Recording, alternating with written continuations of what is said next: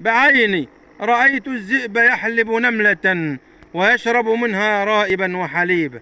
بعيني رأيت الذئب يحلب نملة ويشرب منها رائبا وحليبا. هكذا قال المتنبي. بيت الشعر هذا يا سادة صنفه العرب من أكذب أبيات الشعر على الإطلاق.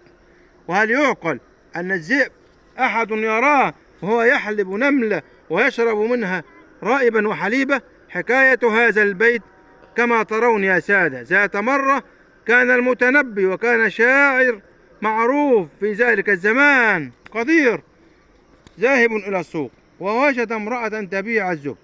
وفي نفس ذات الحال مر رجل وسأل هذه المرأة بكم ثمن الزبد، فقالت له هذه المرأة الرطل يساوي 10 دراهم.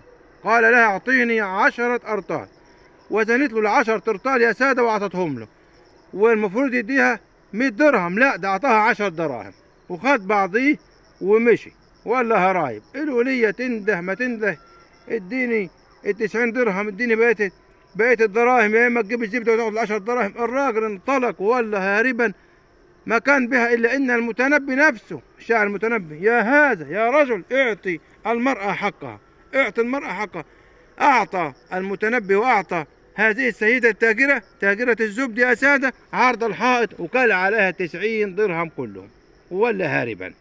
هنا أنشد الشاعر المتنبي هذا البيت وقال بعيني رأيت الذئب يحلب نملة ويشرب منها رائبا وحليبا.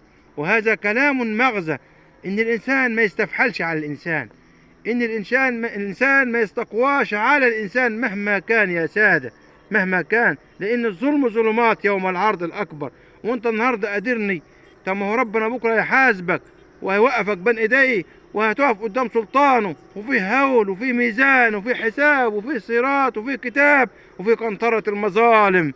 قنطرة المظالم بعد الناس كمان ما تعدي من على قنطرة من على الصراط المستقيم كمان اللي يعدي في قنطرة المظالم حاجز بين الجنة. يقول لك تعالى انت ظلمتني في اليوم الفلاني، ترجع تاني وتكبل في النار. نرجع إلى بيت الشعر الذي قاله المتنبي بعيني رأيت الذئب يحلب نملة ويشرب منها رائبا وحليبا.